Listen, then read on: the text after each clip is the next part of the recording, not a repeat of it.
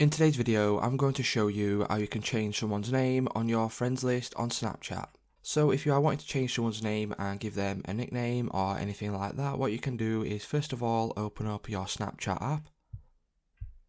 So once you have opened up your Snapchat, you will be on your camera page here, and from here you will need to head over to your profile, and you can do this by clicking on your Bitmoji in the top left hand corner. Once you do that, as you can see, you can scroll down to friends and then you can go to my friends. So for me, I'm going to click on these three dots and I'm going to click on recently added friends. As you can see, there is somebody that I have recently added here. So what you can do to change this person's name is simply click and hold down on their username.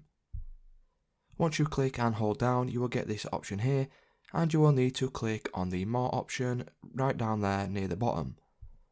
Once you click on more, as you can see now, there is an option for edit name.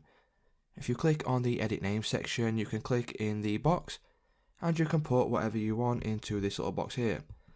So if I just put tutorial for example, and now I click on save, what that will do is it will change the name for this person. So it's just that simple, guys. If this video did help you out, please leave a like on today's video and I'll see you in the next one.